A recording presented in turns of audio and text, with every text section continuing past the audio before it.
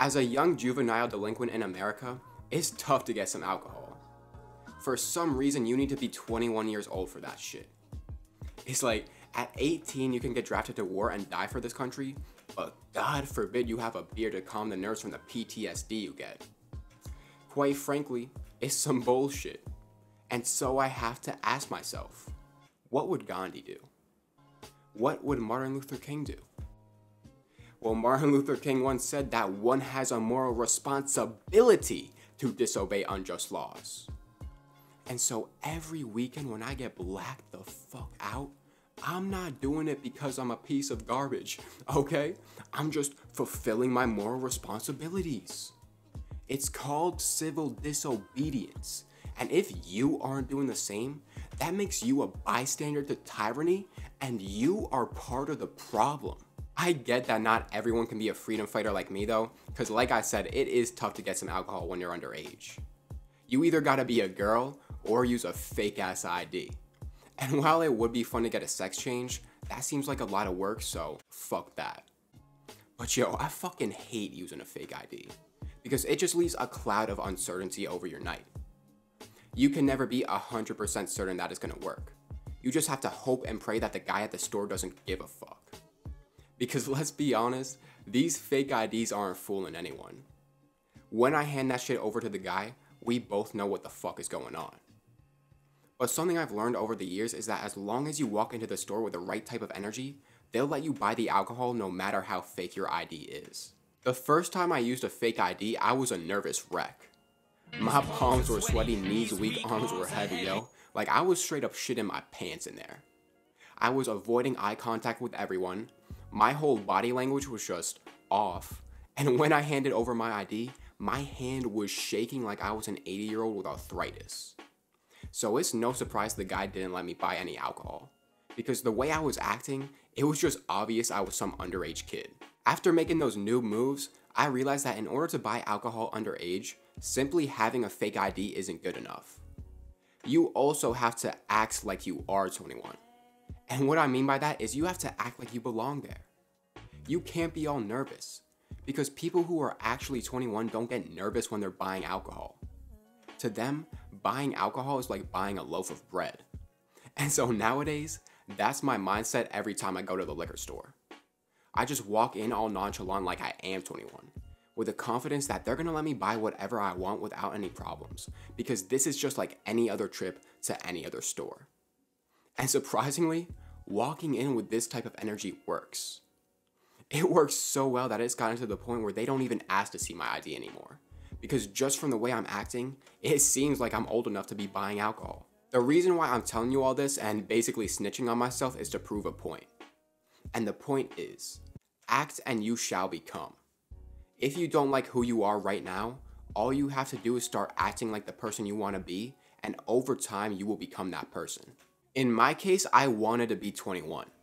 So I started acting the way a 21-year-old would act, and effectively I became a 21-year-old. At least in the eyes of the guy at the store, because obviously I didn't actually turn 21, alright? That would be some dark magic or something. But all jokes aside, this idea of act and you shall become is something you should use for your more serious goals. For example, let's say you want to get ripped. You could ask yourself, how does a ripped person act? Well, they probably go to the gym every day and they probably watch what they eat. And guess what? If you do those things, if you act like a ripped person, you will get ripped. Act and you shall become. I know it sounds overly simple. Just go to the gym and eat healthy and you'll get ripped. Yeah, like no shit. But acting like the type of person you want to be is a great way to ensure that you're actually working to become that type of person. Because I feel like a lot of us like to talk about all the dreams and aspirations we have, but when it comes time to actually turn those dreams into reality, we're slacking. Like for example, we all know that guy who has the best business ideas, but hasn't taken any steps to start a business.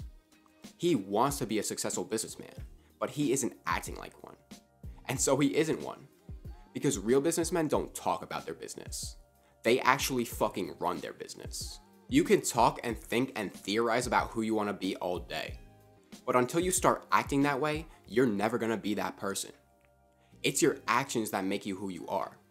And so if you ever need a compass to guide you in the right direction, a great question to ask yourself is, am I acting like the person I want to be? Because this will force you to evaluate whether or not your actions are lining up with what you want for yourself. And another thing it will do for you is it will force you to be more professional, which to illustrate, I'm going to show you guys a quick clip. But if you could give me some tips on what I should ask you to mix it up a little bit. Ask me? Yeah, you're probably sick of all of these same questions. I don't know. Ask me what you want, you know, but definitely rock something smart there, you know what I mean? 'Cause them jeans, them runners, look at them runners, zoom in on them pieces of shit. You know what I mean? You should rock up suit, short, tied up to the thing, proper microphone, that's a piece of shit. That's also a piece of shit. You know what I mean? Rock up like you mean it, you know? Act and you will become. Now, Conor McGregor did kind of violate this guy, but he also gave him some good advice. Because if this guy really wants to be the best journalist, he can't be wearing that shit, and he can't be using that mic. Because even if he does have better journalism skills than everyone else, no one's gonna care because he looks like a scrub. If he wants to be a professional, he first has to look like a professional and act like one as well. It's the same way with YouTube videos.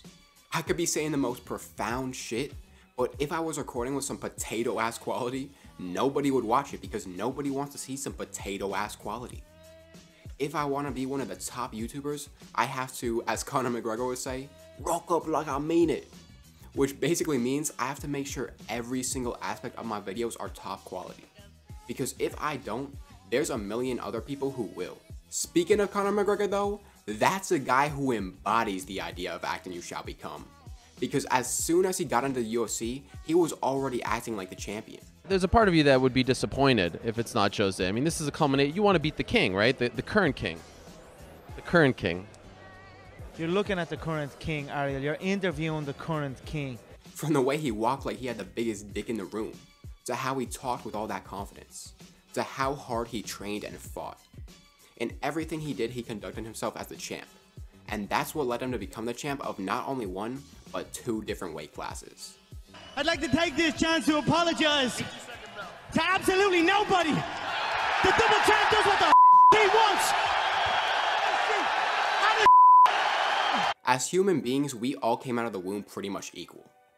Of course, we do have some biological differences, like some people are taller, some people are stronger, and some people have bigger penises.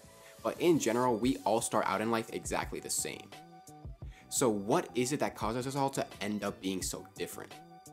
It's the way we act throughout our lives. You are who you are because of how you act.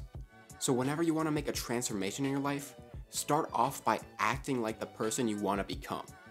Because if you do that, it will only be a matter of time before you carve that new identity for yourself. And when that happens, you'll no longer have to act like the person you want to become. Instead, you'll be the person you wanted to become. Anyways though, thank you all so much for watching the video. If you enjoyed it, be sure to drop a like and subscribe to my channel. It does help me out a lot, so I will greatly appreciate it. And yeah, I hope you all have a great day. Peace.